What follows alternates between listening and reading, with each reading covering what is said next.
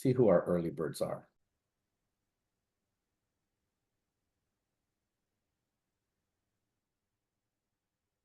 There we go.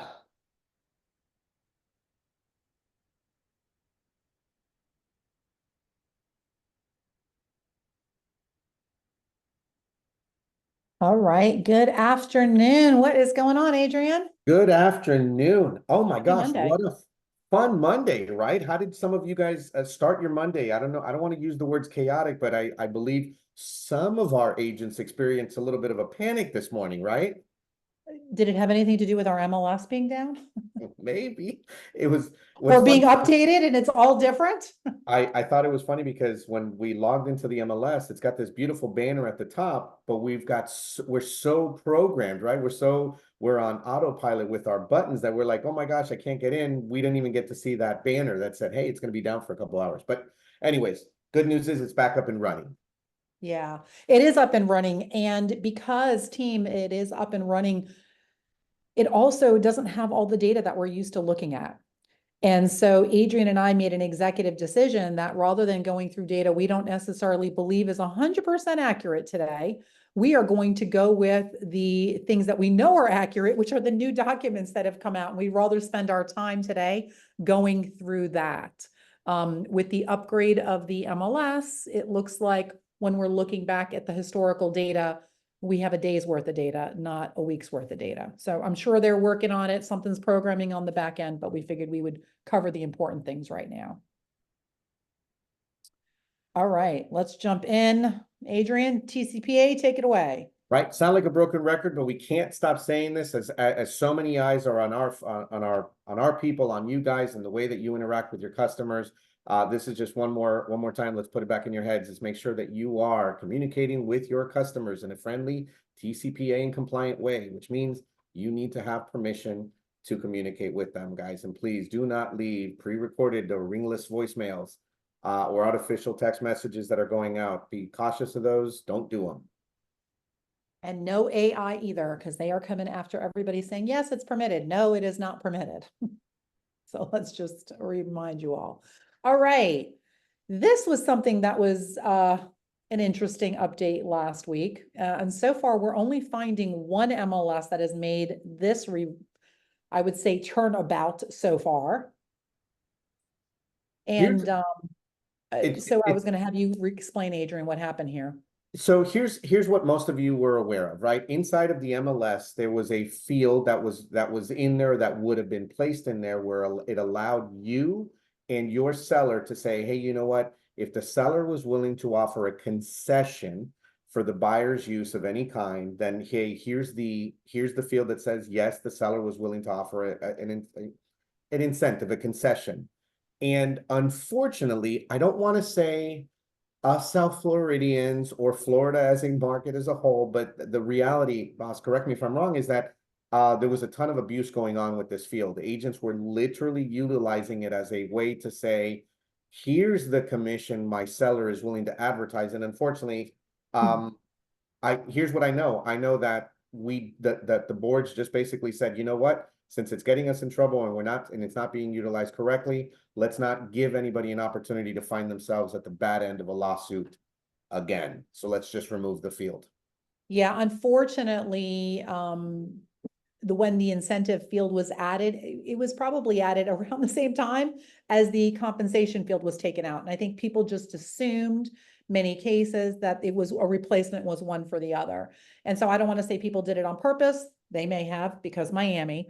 And it's now gone and it's out. And unfortunately, it still allows us though to offer an incentive. It doesn't take away the fact that we can offer it. It doesn't take away the fact that a seller could offer a concession to a buyer or a compensation. It's just the field is now out of the MLS. So it is in there when you're closing it out though.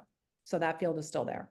I can't help it. I want to add a real shameless plug real fast. I'm not going to talk about how to do this, but if you want to understand that there's positions when in certain markets and for the right property, it makes sense to advertise that position of the seller needing to advertise, hey, we're offering compensation. If you want to learn more about that, I need to see you inside of our newest series, Talk Tracks, which are going around your market centers. We'll talk about them later. All right.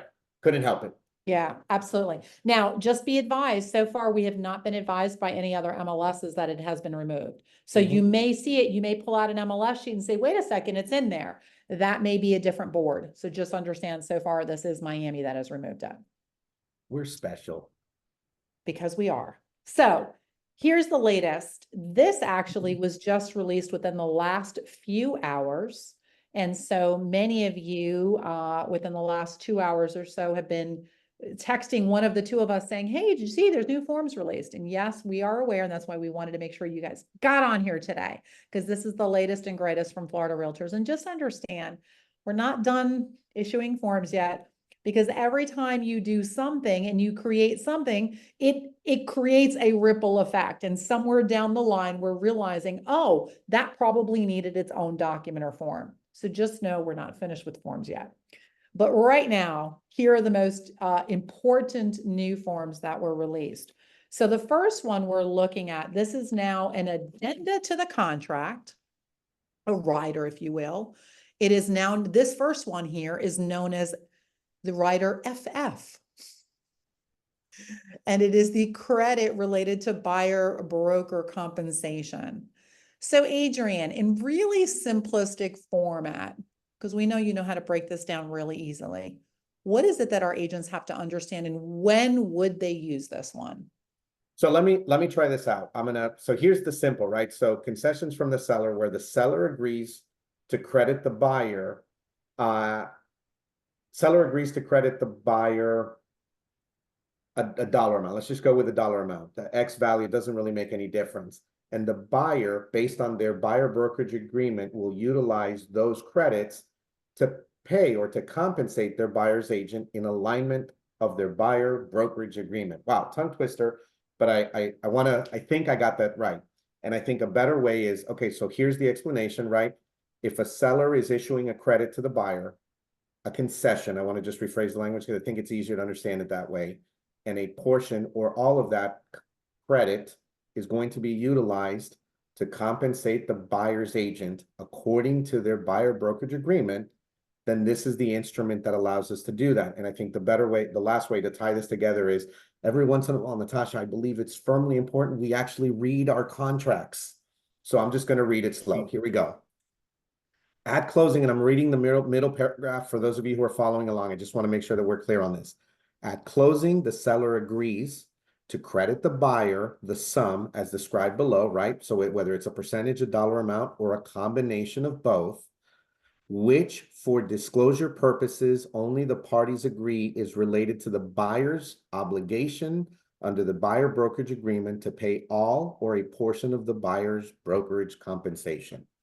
For everyone on the call that got this, this isn't that hard to understand. For the most part, this is a document that will be used sparsely. It's not for every single transaction. And in the event that it is, great, here's your instrument. And here's the last part. For those of you who need clarification or want to dive into this, I'll see you at Talk Tracks. We'll go over this over the next couple of weeks. Awesome. What's really important to understand is the paragraph that comes after that one. In the center, after where Adrian read, you'd put the percentage or dollar amount that was the credit. But the next paragraph is where it's really important on this document. And that says, in the event that the credit described exceeds the amount allowed by the buyer's lender for the contribution. What this document is that it outlines, in the event that that buyer is obtaining a mortgage for the property, and the credit that they are receiving is greater than the credit that the lender allows, this new form now dictates what happens with the difference of the money. So in the event that they were receiving a $10 credit and the lender only allows $5 to be credited, what happens to the other $5? And there's where you get to make the choices. One, the credit could be reduced to give the buyer only the dollar amount that the lender's allowing. It could be that it goes to the buyer's broker from the seller, or it could be go to the buyer's broker directly from the listing broker. So that's really what this document is for. It is for when there is a credit involved. If there's no credit involved, no need to use this form. Perfect. Does that make sense? Yep. Okay. And for those of you who are going to have questions, like I said, bring those questions and we welcome them. I'll see you in Talk Track. Seriously, we'll dive into these. Awesome. All right. Form number 2. This one is actually a welcome surprise. I'm not going to say something as cliche as we should have had this for a while ago, but here it is. Some of you got, for all of you who have been attending to our DocuDive and Talk Track series that is now transitioned into more relatable conversations that are showing up in your world as these new forms are coming to us.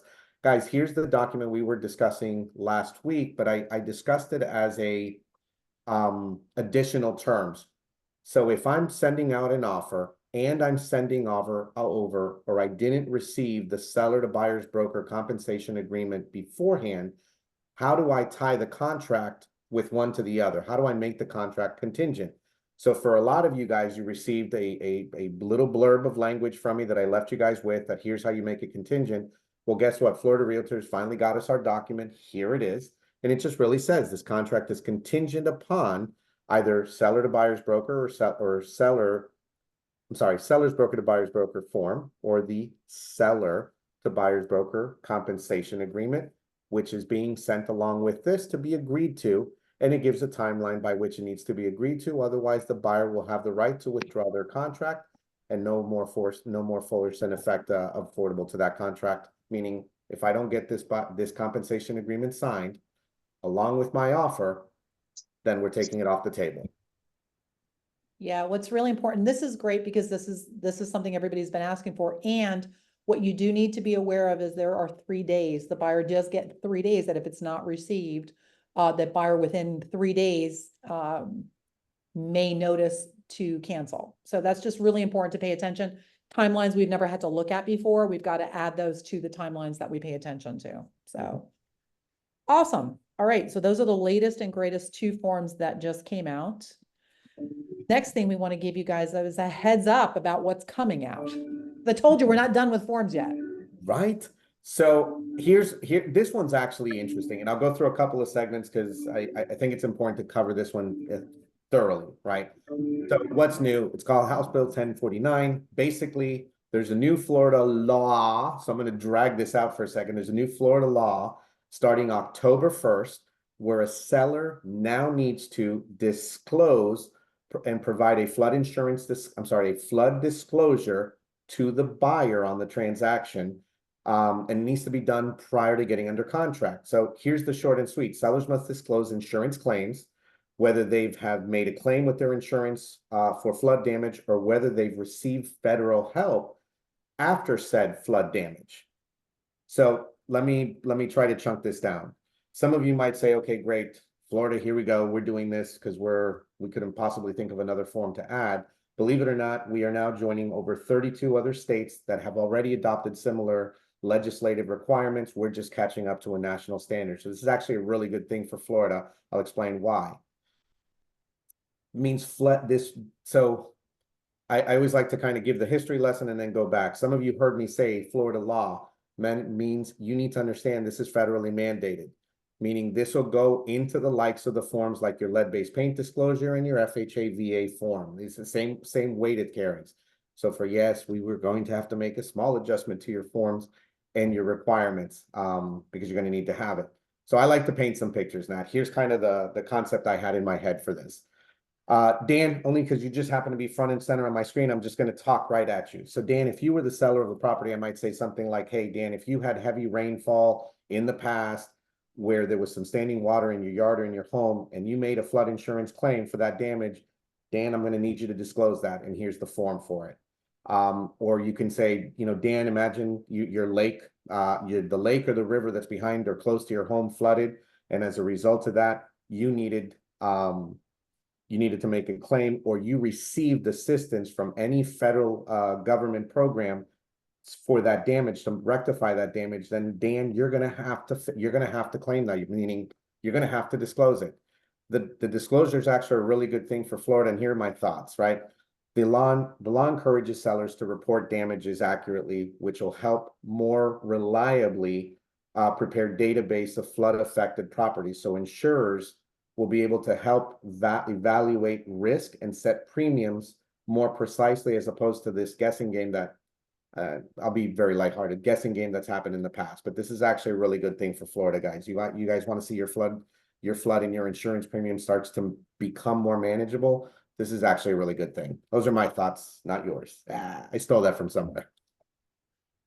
Well, those are your thoughts, Adrian. They're not mine. And we will, as soon as we have the documentation and the updated paperwork, we'll make sure you guys have it, but just know October 1st, this goes into effect. So really important. All right, don't know why this one's up here because I think we've beat this one up already. This is the tenant documents. But just as a reminder. Compensation agreement, yep, from the landlord to the owner, no different than from the seller to the buyer's agents. Correct. And I think we left it in here because there have been some questions lately. Some agents were asking, they didn't see the document. It is available. So it is definitely, the tenant document is available, and it is called the compensation agreement, owner's listing broker to tenant's broker. So it is available. I can't help it once more. You know where you're going to see and where we're going to dive into that document. Anybody want to guess? I'll see you. I think I know. We'll see you in talk tracks. Love it. It's coming up. It's coming up. And we're going to leave some room for Q&A today because we do have Q&A time today. Awesome. Talk tracks. Here we are. So here's I love that you did this, Natasha. These are the segments that we've covered. So I want to be clear so that we set the stage. The Talk Track series, they're in person. I don't have them virtual yet just because of all the delicate language and conversations we're having. No recording of those sessions, of course. And then here's what it is. There's a lot of scenarios that are coming up as we're navigating all of this new landscape for everyone. As you guys provide us, hey, here's the scenario, here's what happened, and here's how we handled it. That's really what I'm offering inside of those talk tracks, and then tying the forms to them so that you understand how to navigate them in a real world scenario. And again, because it's real world, we're not recording and we're not going Zoom just yet. So I'm going to invite everybody in wherever you can. If you're close to any one of these two market centers, we'll see you this week. Awesome. All right. So for my ladies who are on the call today, I wanted to let you all know and invite you to a event that is happening here in Miami. It's actually at the Fontainebleau in Miami Beach. This is a group known as Her Best Life. These are several Keller Williams agents and leaders, all female from around the country. They do an annualized event. They are having one here that's once a year, and it's coming up. It's in September. It's like into next week.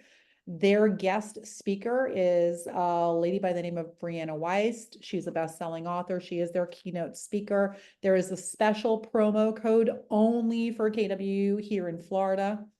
Genius enough, KW Florida. Has nothing to do with real estate. This has 100% to do about living your best life. So if you've got friends or clients or customers, somebody you might want to attend with outside of real estate, it would be for them, because you're not going to learn anything about real estate at this event. It's all about living a bigger life. So, because I've got several friends there and they run it, wanted to let you guys know that this was available to you. And last but not least, of course, we always want to thank our business partners and sponsors for most things in our market centers, both Top Flight Financial and Universal Title. But as I said, I'm going to stop the share. I know that a couple of you may have some questions because, of course, there's changes as usual. So I see the first question and I see a hand raised, and that is Mildred. She's been waiting so patiently. I have. Oh, I didn't see you before because I had the screen up. Sorry, girl. Sorry, I'm driving, so bear with me if you hear noise in the background. But with regard to the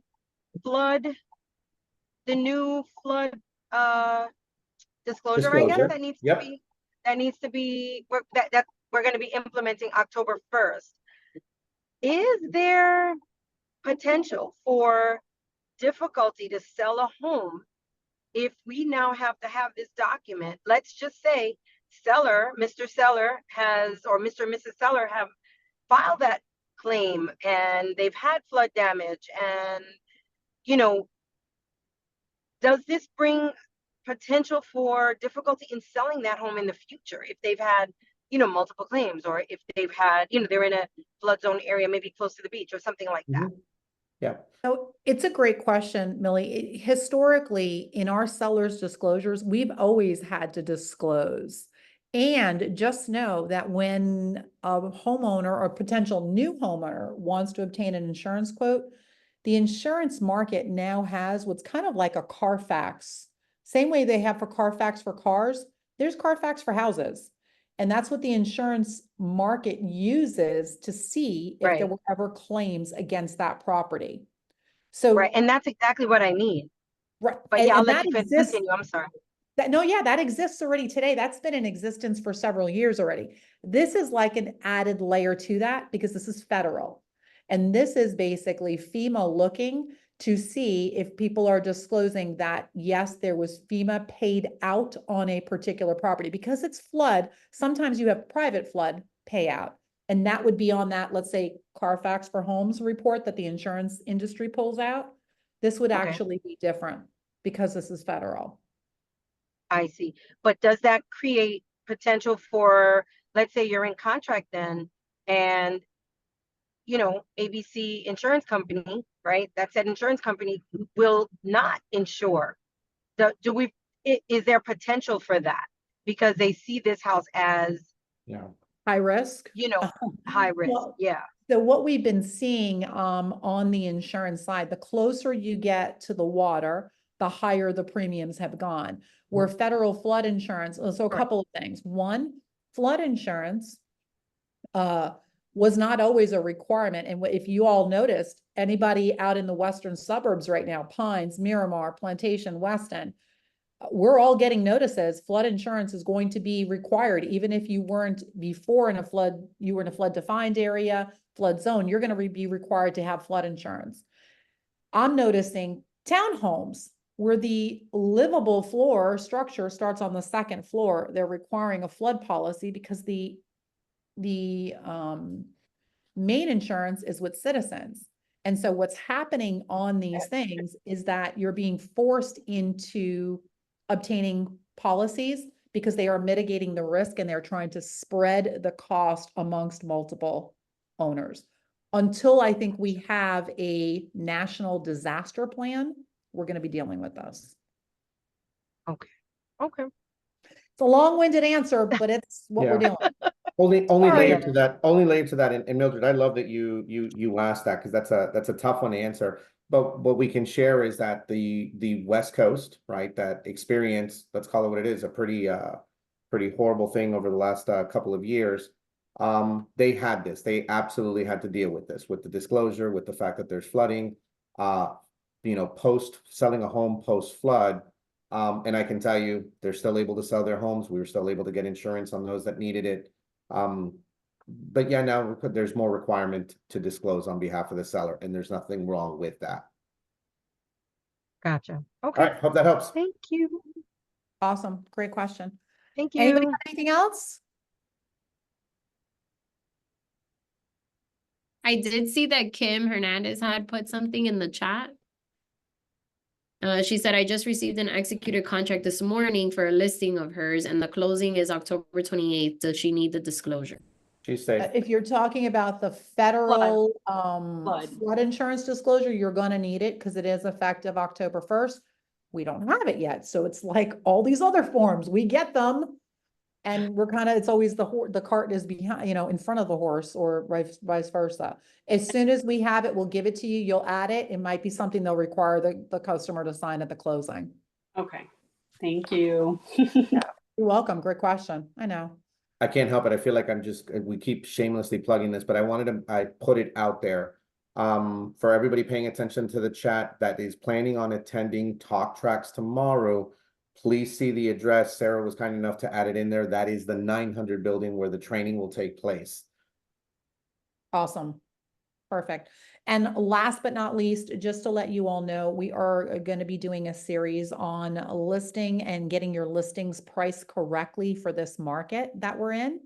And so it is starting to hit the training calendars. You'll be seeing it most likely the month of October throughout the market centers. I am taking this show on the road. We're going to bring some live examples of what to do to get your homes priced properly. So just want to kind of give you guys a heads up as we head into our winter season, our fall and winter season on what needs to happen. We're noticing some areas are still moving rapidly, and there's what I can see is there's some trends emerging of similarities to what's actually moving versus the properties that are coming on the market and then we're chasing them. So hope it. to see you guys all there. Nat, we have And a Adrian, I few- think that was what we had for Well, today. I was gonna say, but we have one more, we have a few more minutes and I can't help it because he doesn't want this to happen. Too bad. We are celebrating a birthday. Garland in- here? He's there. We are celebrating a birthday. I want to make sure everybody shouts out, gives him love. Don't look on your phone. I don't know why he's hiding. We have Mr. Chris Carlin's birthday, guys. Make sure you show him some love. There he is. Happy birthday, my friend. From all Happy of birthday, you. Chris. Love it. You can say thank you. Thank you, appreciate it. I'll see you at the talk tracks. We'll see you soon. Awesome. Guys, All enjoy right, the rest team. of your day. Have a great rest of your week and go sell something. Thank you.